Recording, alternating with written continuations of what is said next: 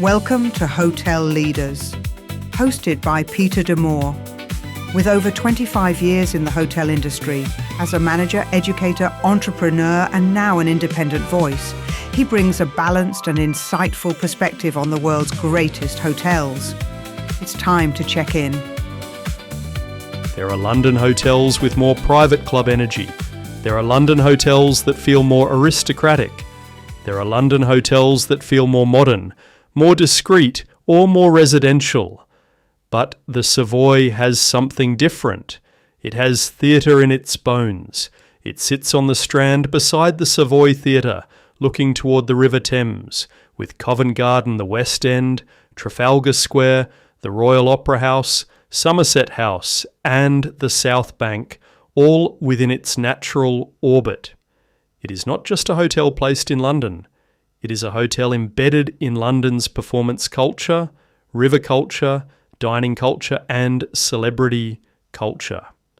And that is the key to understanding it. The Savoy is not simply a luxury hotel, it is a complete world, a hotel, a theatre neighbour, a dining institution, a cocktail institution, a riverfront viewpoint, a social stage, and one of the most important operational laboratories in the history of modern hospitality. This is a bucket list hotel for me. I know London, I know the feeling of the Strand, the theatres, the river, the layered history, the sense that you can turn a corner and suddenly feel 2 centuries at once. But the Savoy is still one of those places that sits slightly apart in the imagination. Because if the Ritz Paris is about certainty, the feeling that everything will be handled quietly and beautifully, the Savoy is about performance. Not performance as artificial theatre, but performance as precision, timing, entrances, lighting, food arriving at the right moment, a doorman opening a door in the rain, afternoon tea unfolding like a ritual, a cocktail appearing in a bar that has hosted more stories than most theatres. The Savoy doesn't just sell rooms, it sells London as a stage and gives you a front row seat. To understand the Savoy, you need to understand its geography. The official address is Strand, London, but emotionally, the Savoy sits between 2 Londons. On one side, you have the Strand and the West End, theatres, lights, restaurants, taxis, Covent Garden, Trafalgar Square, and that restless public energy of central London. On the other side, you have the Thames, bridges, water, mist, movement, old power, and a view that has fascinated painters, writers, musicians, and travellers for generations. That duality is the hotel's great location advantage. The Savoy can be theatrical and calm at the same time. It can be social and private. It can face the city and the river. It can serve someone going to a show, someone coming from a boardroom, someone arriving from New York, someone celebrating a birthday, and someone who simply wants to sit by a window and watch London move. This is where the wider Savoy world matters. The Savoy Theatre opened before the hotel in 1881. It was built by Richard D'Oyly Carte, the impresario behind the Gilbert and Sullivan operas, and it became famous as the first public building in the world to be fully lit by electricity. That detail is not trivia. It explains the entire Savoy philosophy from the beginning. Hospitality, entertainment, and technology were linked. Carte understood something that still feels modern. A great night out is not one thing, it is a sequence. You arrive, you dine, you see a performance, you stay, you wake in comfort. You remember the whole experience as one story. The hotel was built next to that theatre to complete the sequence. And then there is Savoy Court, one of those small London details that sounds almost invented. It is famously the only road in the United Kingdom where vehicles drive on the right. The practical reason was service flow. Horse-drawn carriages could pull in and deliver guests smoothly to the hotel and theatre entrances, but symbolically it says everything. The Savoy was designed around the choreography of arrival, not just where does the guest enter, but how does the guest feel as they enter? That question is still at the heart of luxury hospitality. Most hotels talk about location as convenience. The Savoy turns location into narrative, theatre, river, strand, courtyard, West End, arrival. The guest is not simply staying in central London, they are stepping into a carefully staged London experience. And once you understand that, the founding story makes perfect sense. The modern Savoy story begins with Richard D'Oyly Carte. Carter was not a hotelier first. He was an impresario, a producer, promoter, and organizer of performance. He understood audiences. He understood timing. He understood glamour. Most importantly, he understood that people do not only buy the performance on stage, they buy the whole evening. He had already made the Savoy Theatre famous through Gilbert and Sullivan. Productions such as The Mikado drew fashionable audiences and created a social world around the theatre. But Carter saw a gap. London had theatres, clubs, and grand houses, but it did not yet have the type of modern luxury hotel he had seen in America. Large, technologically advanced, socially attractive, and built for international travellers. So he built one. The Savoy Hotel opened in 1889, and at the time it was unlike anything London had seen. Electric lighting, lifts, then known as ascending rooms, constant hot and cold running water, private bathrooms in an era when that was still extraordinary. These were not just comforts, they were operational breakthroughs. Imagine being a guest in Victorian London. A hotel was often cold, dark, smoky, inconvenient, and socially restrictive.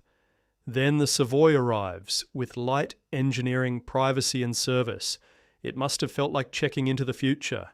And that is the first big hotel leader's point.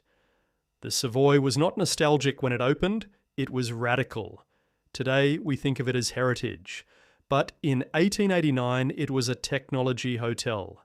It used the newest systems of the time to make luxury feel effortless.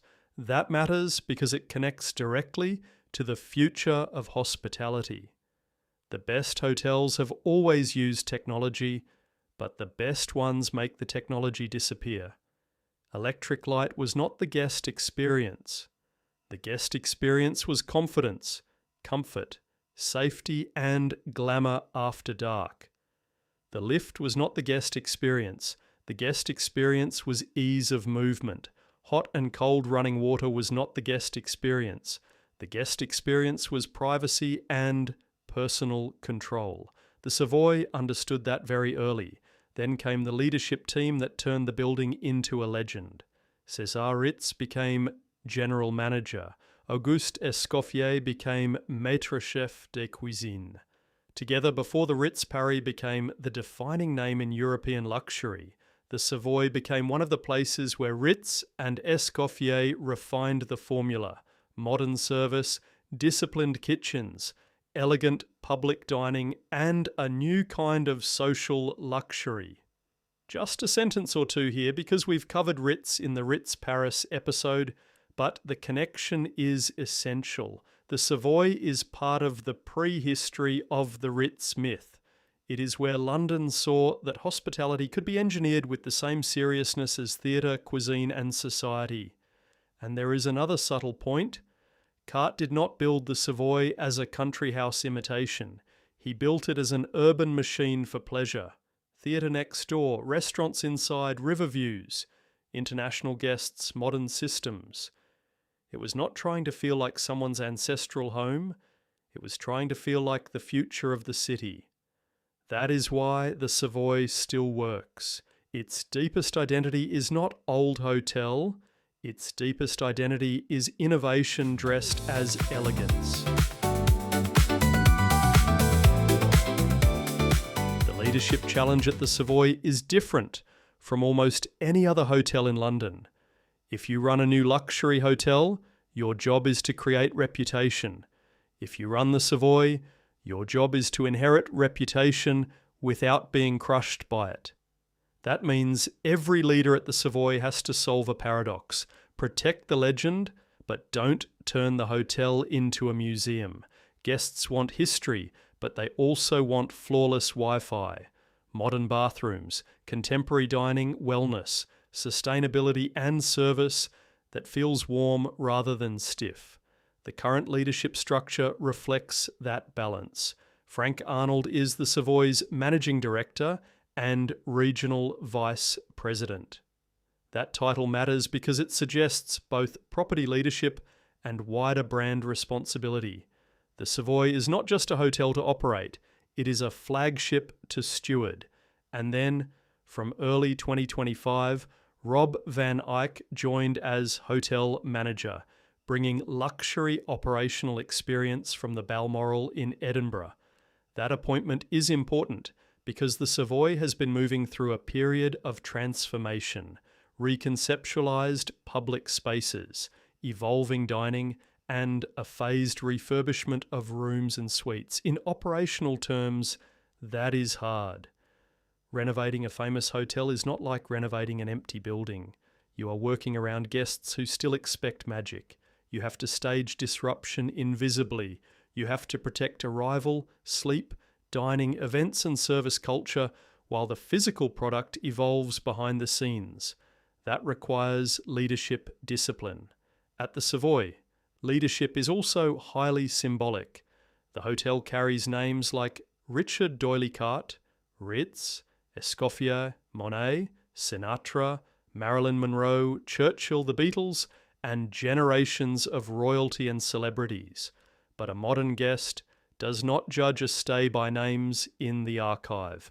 They judge it by whether the room is ready, whether the doorman reads the moment, whether the bar team remembers the detail, whether breakfast feels calm, whether a complaint is handled with grace. That is the reality of heritage hotel leadership. The archive brings guests in, operations bring them back. There's also the people and culture layer. The Savoy's recent awards include recognition as a top workplace and for talent development and HR excellence. That may sound less glamorous than Michelin keys or Forbes stars, but it might be just as important. In a hotel like this, culture is the product. You can restore a room, you can polish silver, you can redesign a menu, but if the team culture is weak, the guest feels it immediately. Luxury hotels are human orchestras, and the Savoy is one of the largest and most visible stages in London. The managing director and hotel manager are not simply running departments, they are conducting memory, expectation, renovation, reputation, and daily service all at once. That is the leadership story.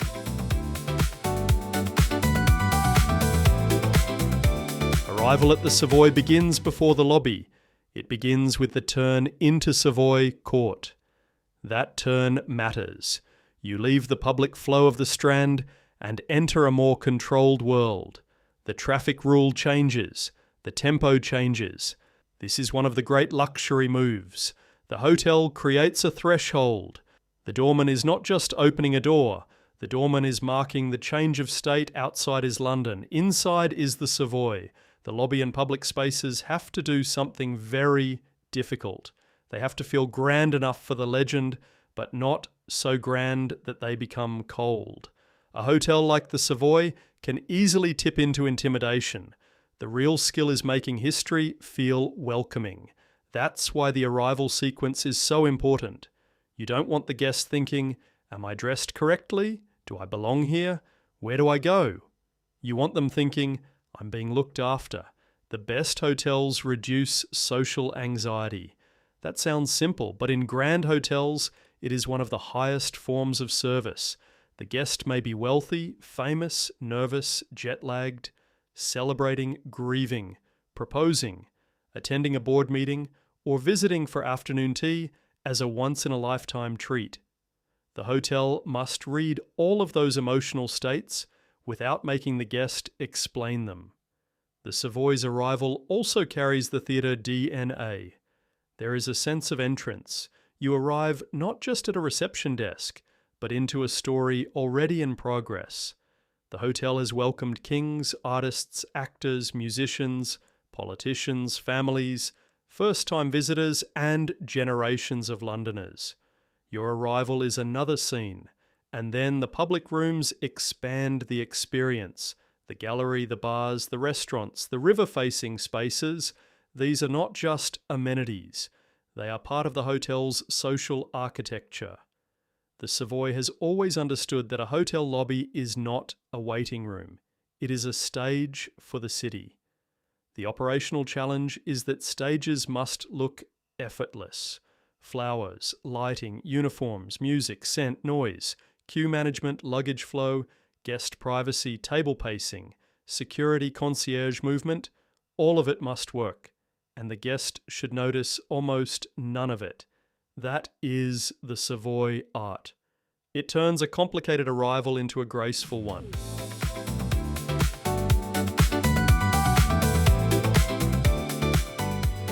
The Savoy has 267 luxury guest rooms and suites, decorated in either Edwardian or Art Deco style. That design split is one of the most important room strategy details in the hotel. Edwardian gives you the older London fantasy, softer, more classical, more decorative, more connected to the hotel's early history. Art Deco gives you glamour, geometry, and the early 20th century world of jazz, cocktails, ocean liners, and modern city luxury. This is clever because it lets the Savoy serve two emotional markets without splitting the brand. Some guests want London heritage, some want London glamour. The Savoy can offer both. The room ladder starts with categories such as Superior Queen and Deluxe King, then moves through luxury rooms, Riverview rooms, family options, junior suites, Riverview junior suites, one-bedroom suites, personality suites, the Savoy suite, and the Royal suite. The strategic logic is clear. At entry level, you are buying access to the Savoy world. The address, the service culture, the public spaces, the dining, the history. As you move up, you buy space, view, privacy, and story. The river view is especially important. In many hotels, view is a nice extra. At the Savoy, the Thames view is part of the hotel's identity. It connects you to Monet, to bridges, to the South Bank, to the changing light of London. A river-facing room doesn't just give you scenery. It gives you proof that you are somewhere specific. That is powerful luxury. Generic luxury can be beautiful anywhere. True luxury knows exactly where it is. Then there are the personality suites, named after famous guests associated with the hotel. This is not just branding, it is narrative pricing. A guest is not only choosing square meters, they are choosing proximity to story. And at the top, the Royal Suite becomes the purest expression of the Savoy promise: residence, ceremony, privacy, view, and total control. These top suites are less like hotel rooms and more like temporary London apartments with a full-service infrastructure behind them. Room rates at the Savoy move dramatically by date, season, and demand. As a general public-facing anchor, recent online rates for entry rooms often appear around the high hundreds of pounds per night, and in Australian dollar listings, around the $1,400 to $1,500 per night mark for some near-term dates, with suites moving far higher. But the exact figure is less important than the pricing logic. The Savoy sells access first, then it sells view, then it sells space, then it sells privacy and story. That is the ladder, and the current room refurbishment adds another layer. This is a historic hotel actively refreshing its physical product. That matters because London's luxury market is brutal. Guests compare the Savoy not only with heritage hotels like Claridge's, the Ritz London and the Langham, but also with newer luxury competitors offering huge rooms, modern wellness, and contemporary residential design. So the Savoy has to maintain the magic while improving the hardware. That is one of the hardest tasks in luxury hotels. Modernise without sterilising. Because the danger is real. Renovate too little and the hotel feels tired. Renovate too much and it loses soul. The best version of the Savoy room product is not new, it is renewed. Still Savoy, still London, still theatre, but ready for the next generation of guests.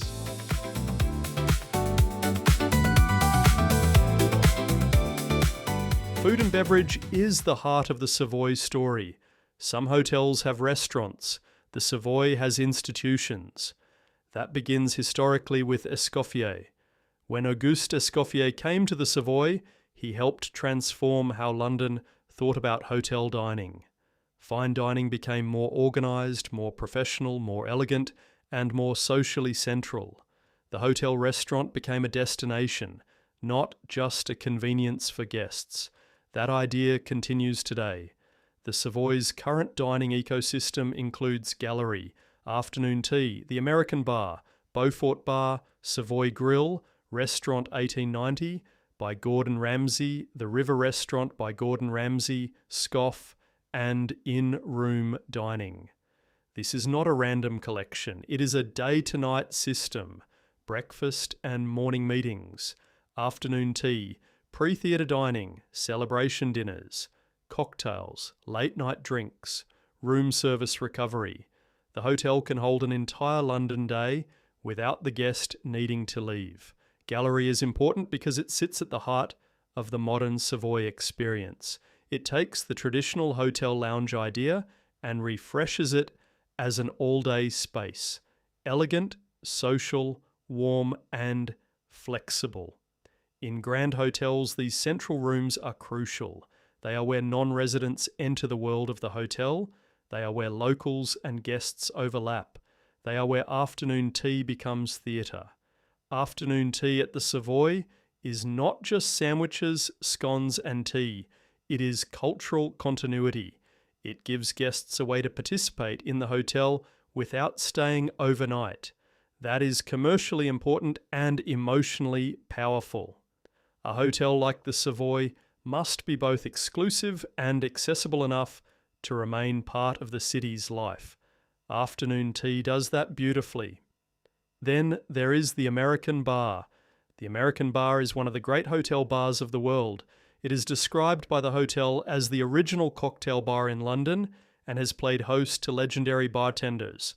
That matters because hotel bars can become cultural institutions in a way hotel restaurants sometimes cannot. A bar holds stories. It invites myth. In the Savoy's case, the bar story includes Harry Craddock, the Savoy cocktail book, the White Lady cocktail, and a tradition of drinks created for famous people and historic moments. This is not just beverage service, it is liquid archive. The Beaufort Bar gives the hotel another mood, darker, more theatrical, more performance-driven. If the American bar is cocktail history, the Beaufort Bar is glamour and drama. Then Savoy Grill brings the restaurant story into another kind of legend. It has long been associated with power dining, theatre dining, and British-French classicism. Today, under the Gordon Ramsay Restaurants umbrella, it continues to trade on Art Deco glamour and an iconic dining room identity. Restaurant 1890 by Gordon Ramsay is a more intimate expression. Only 24 seats, Michelin-starred dining, a tasting menu shaped around Escoffier's legacy, British produce, and French technique.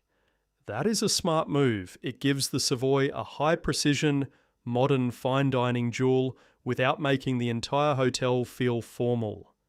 The River Restaurant, also by Gordon Ramsay, uses the Thames in a different way. It is lighter, more open, more seafood-led, and more directly connected to the riverfront mood. And then there is Scoff, the Savoy's scone concept. This might sound small, but it is actually very modern. It takes one beloved element of afternoon tea and turns it into a retailable, giftable, takeaway object.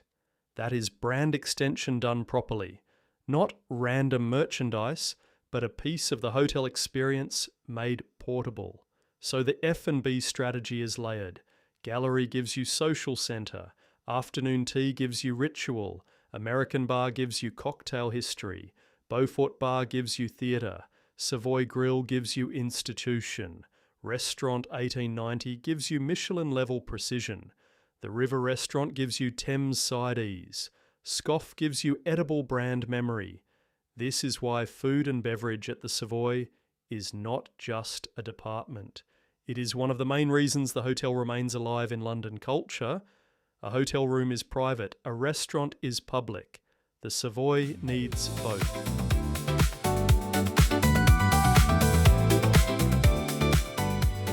The Savoy's facilities are not about resort scale. This is not a countryside spa retreat or a beach resort. The facilities have a different job: to make a central London hotel feel complete. The wellness offer includes a heated atrium pool with natural light and a jet stream, a 24-hour gym, sauna, steam room and treatment rooms, using brands such as Natura Bissé, La Eva and hydrofacial technology. That may sound like a simple list, but operationally it matters. London is a walking city, a business city, a theatre city, and an international arrival city. Guests may arrive from long-haul flights, attend meetings, walk for hours, dine late, and wake early. A luxury hotel has to give them a recovery circuit: swim, steam, train, treatment, sleep. The pool is not the biggest story, but it is a useful one because it adds calm inside a dense, urban hotel. A naturally lit pool in central London is a genuine reset point. It tells the guest, you can disappear from the city without leaving the building. Then there are events. The Savoy has always been a social machine. Weddings, corporate events, private dinners, launches, celebrations. This is a hotel built to host moments that matter. And because it has such a strong cultural identity, events at the Savoy inherit the brand. A dinner is not just at a hotel, it is at the Savoy. That changes how guests feel before they even arrive. Retail is also becoming more important in modern luxury hotels. The Florist at the Savoy and Scoff both point to a broader trend: hotels extending their world beyond the overnight stay. Flowers, scones, gifts, vouchers, experiences. These allow the brand to touch Londoners and visitors who may not be booking a room. That is smart. The strongest luxury hotels are no longer just places to sleep. They are lifestyle ecosystems. You can stay, dine, drink, celebrate, buy, gift, recover, and return. The Savoy's facility strategy supports that. It is not about one spectacular amenity. It is about completeness. A guest can arrive from overseas, be received, sleep, dine, entertain, take tea, work out, recover, host, shop, and leave with a memory that feels entirely Savoy. That is the ecosystem.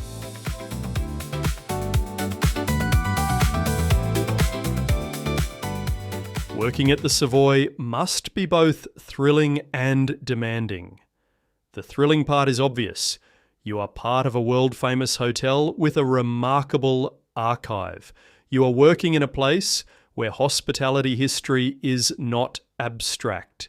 It is in the corridors, the bars, the guest stories, the standards, the building itself. But the demanding part is just as important. Guests arrive with enormous expectations. Many have dreamed of visiting. Some are spending a serious amount of money for a once-in-a-lifetime stay. Some are regular guests who know exactly how things should feel. Some are famous and require discretion. Some are attending events where timing is everything. Some are not staying at all. They are coming for afternoon tea, a cocktail, a business lunch, or a wedding. That creates operational complexity. The team has to serve multiple audiences at once without letting one audience disrupt another. Hotel guests need privacy and recognition. Restaurant guests need flow. bar guests need atmosphere, event guests need precision, tourists need orientation, celebrities need protection, local Londoners need the hotel not to feel like a museum. And all of this has to happen inside a building loaded with emotional history. The service style, therefore, cannot be robotic. It has to be choreographed. That word matters. Choreography. Theatre is in the Savoy's DNA, and the best hotel service is theatrical in the most disciplined sense. The guest should never see confusion. They should never feel backstage panic. The cues must be right. The doorman reads the arrival. Reception reads the guest's emotional state. Housekeeping protects the room as sanctuary. Concierge turns London into a manageable experience. F&B teams control pace, not just plates. Bar teams protect mood. Events teams manage timing, lighting, sound, movement and memory. Leadership protects culture. In heritage luxury, staff training has to include more than technical standards. It has to include storytelling. A colleague at the Savoy should understand why Savoy Court matters, why the American bar matters, why Monet matters, why the Red Lift matters, why Ritz and Escoffier matter, not so they can lecture guests, so they can carry the confidence of place. That is the difference between service and hospitality. Service is completing the task. Hospitality is making the guest feel that the task belongs to a larger story. The Savoy also has to attract and retain talent in one of the most competitive hospitality labour markets in the world. London luxury hotels compete for the same chefs, bartenders, concierges, housekeepers, event managers, and front office leaders. People and culture recognition matters because it suggests the hotel understands that the guest experience depends on the colleague experience. You cannot deliver warmth from a cold culture. You cannot deliver consistency from a team that feels invisible. And you cannot run the Savoy on reputation alone. Every day, the hotel has to earn its own legend again. That is what working at the Savoy means.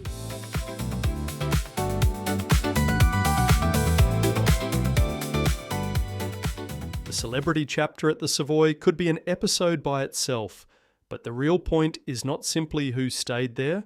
The real point is what kind of hotel attracts these stories, and why. The Savoy has hosted artists, actors, musicians, royals, politicians, writers, socialites, and cultural figures for more than a century. It has the rare quality of being both public and protected. Famous people can be seen there, but they can also disappear there. That is exactly what great grand hotels offer: visibility when wanted, discretion when needed. Let's begin with Monet. Claude Monet stayed at the Savoy during visits to London in 1899, 1900 and 1901, painting views of the Thames from the hotel. This is one of the most beautiful hotel stories in the world because it turns a room view into art history. Monet was not simply passing through. He was studying light, fog, water, bridges and atmosphere from the vantage point of the hotel.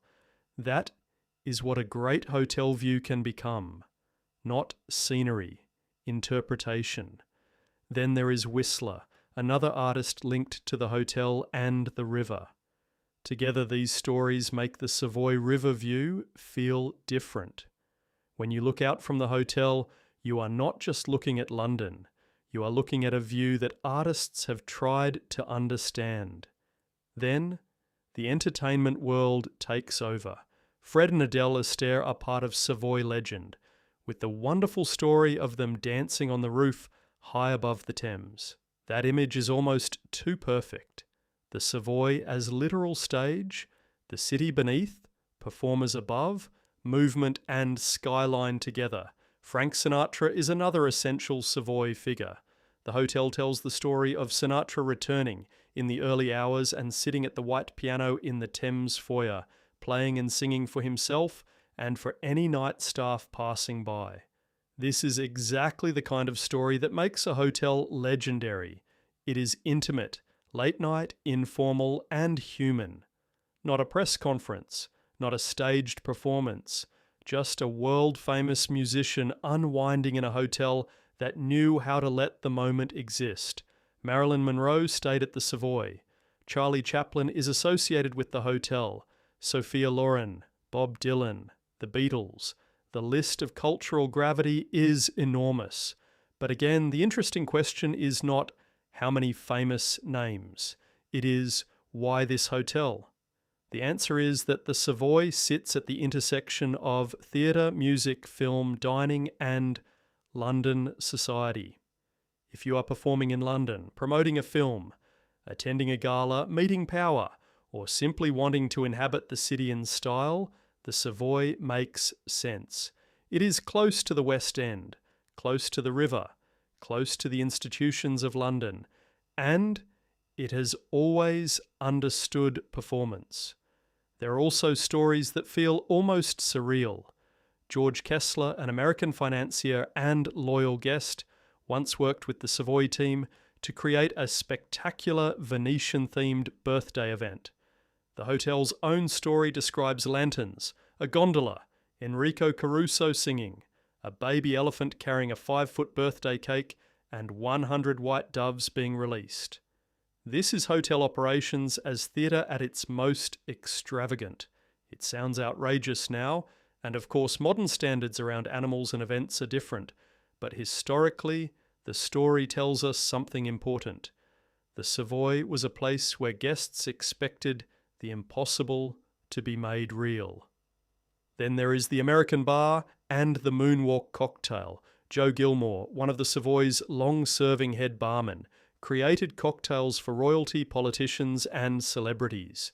For the Apollo 11 moon landing, he created a cocktail called the Moonwalk and sent it to NASA in a flask. After the astronauts returned and completed quarantine, the story goes that it became the first drink they enjoyed together. That is not just a bar story. That is a hospitality story reaching into world history. A London hotel bar creates a drink for the moon landing. That's the Savoy. And then there is Harry Craddock, another giant of cocktail culture. The hotel tells the story of Craddock placing a White Lady cocktail shaker into the wall during refurbishment, literally embedding cocktail history into the building. These stories matter because they show how the Savoy turns moments into mythology. Most hotels forget things. The Savoy absorbs them. A painting, a dance, a song at a piano, a cocktail for the moon landing, a birthday party with a gondola and an elephant, a theatre next door, a courtyard with its own traffic rule. The Savoy is not just a place where celebrities stayed, it is a machine for turning cultural moments into hotel memory. And that is why the celebrity chapter here should be expanded, because with the Savoy, famous guests are not decoration. They are part of the operating identity.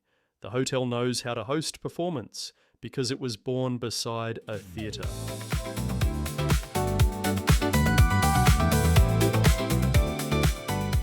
Awards matter in luxury hotels because they separate nostalgia from repeatability. A hotel can be famous and no longer excellent. A hotel can be historic and no longer operationally sharp. So the question for the Savoy is not, was it important? It clearly was. The question is, does it still perform? Recent recognition suggests it does. The Savoy lists a Michelin guide, 3 keys of recognition, one of the strongest hotel signals in the Michelin system. It also lists La Liste Top 10 World's Best Hotels, the World's 50 Best Hotels 2023, Condé Nast Traveller Readers' Choice Awards 2024, 50 Best Discovery 2024, Travel Plus Leisure, Top 500, Condé Nast Traveller Gold List, and a Forbes Travel Guide 5-star rating. That is a serious awards profile, and it is not only hotel awards. The culinary side is also being recognised, including pastry and croissant awards, plus Restaurant 1890's Michelin-starred identity. That matters because the Savoy's F&B has always been central to its brand. If the restaurants and bars were weak, the whole hotel story would suffer. The sustainability awards also matter. Green Key Certified 2025, Future Plus Impact Certification, Forbes Verified Responsible Hospitality Badge. These are not as romantic as Sinatra at the piano, but they are part of modern luxury credibility. A grand hotel today cannot simply say, "We are historic." It has to answer, how do you use energy? How do you manage food waste? How do you support people? How do you train? How do you modernise responsibly? How do you keep a heritage building relevant without pretending the world has not changed? The People and Culture Awards may be the most operationally revealing. Recognition for being a top workplace, talent development, HR leadership, and employee experience suggests that the Savoy is thinking about the colleague side of luxury seriously. And that is exactly right, because the best hotels are not just beautiful buildings, they are cultures that repeat excellence.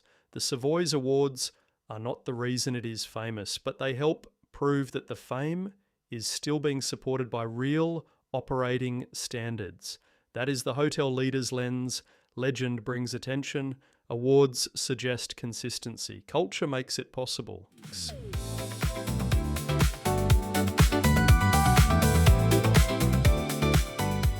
The Savoy is iconic because it understood something before almost anyone else in London hospitality. A hotel could be more than accommodation.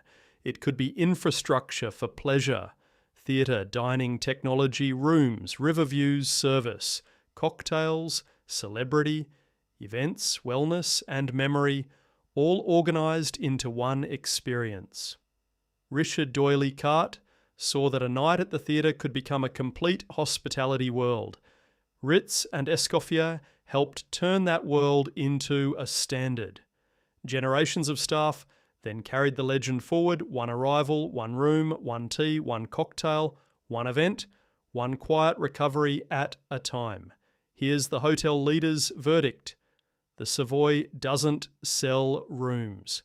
It sells London as theatre, with service as the invisible stagecraft. And the leadership lesson is simple. True luxury is not just creating a beautiful performance, it is making sure the guest never sees the rehearsal. Thank you for joining today's episode. If you enjoyed it, the best way to show your appreciation is to follow the podcast so that you never miss our monthly episodes. Farewell, until the next time that you check in to Hotel Leaders.